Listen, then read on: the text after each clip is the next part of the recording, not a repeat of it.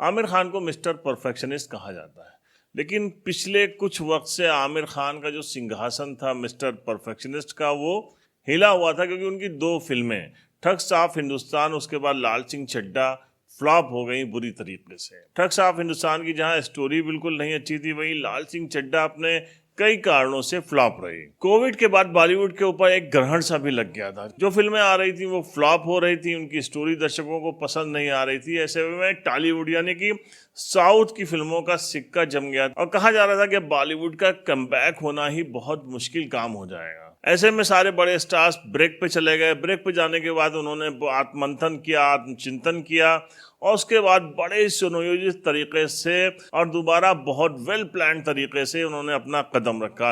इसमें शुरुआत हुई शाहरुख खान की। उन्होंने साल के सबसे पहले फिल्म दी पठान और पठान हिट रही। उसके बाद उनकी जवान बहुत हिट रही।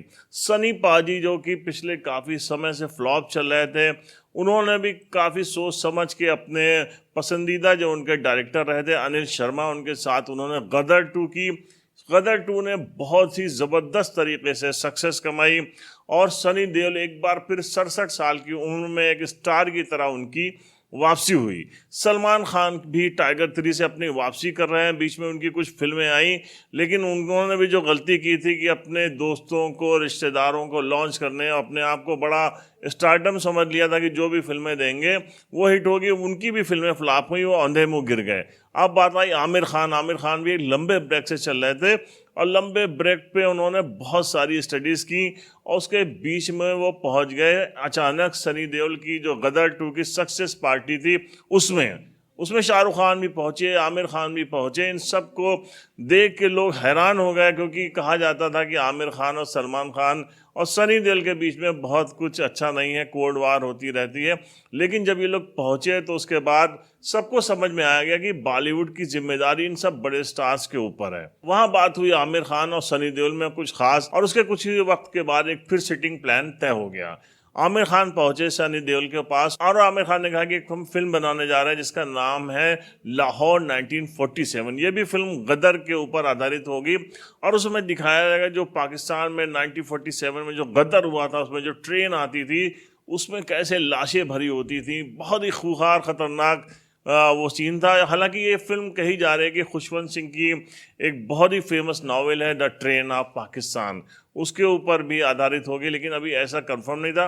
लेकिन सनी देओल को जब उन्होंने बताया इसके बारे में, इस स्टोरी के बारे में, और आमिर खान ने भाप लिया था कि अगर इस वक्त कोई फिल्म बनानी है पाकिस्तान के ऊपर, उसमें अगर सनी देओल नहीं होंगे तो भी नुकसान हो सकता है, क्योंकि सबसे फेवरेट सब्जेक्ट के ऊपर सबसे फेवरेट स्टार माने जा रहे हैं सनी देओल। तो सनी देओल की स्टोरी तो समझ में आ गई, लेकिन उनको जब आमिर खान ने ये बताया कि इस फिल्म के डायरेक्टर होंगे राजकुमार संतोषी, तो सनी पाजी तो बिल्कुल खुश हो गए, क्योंकि सनी देओल का करियर बनाने वाले तो वही डायरेक्टर हैं राजकुमार संतोषी, जिन्होंने दामनी और घायल जैसी लाजवाब फिल्में दी थी सनी पाजी के साथ।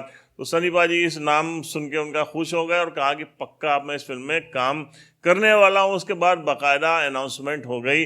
अब इस फिल्म में कास्ट और कौन सी होंगी, ये सब चीज़ें अभी हिडन है।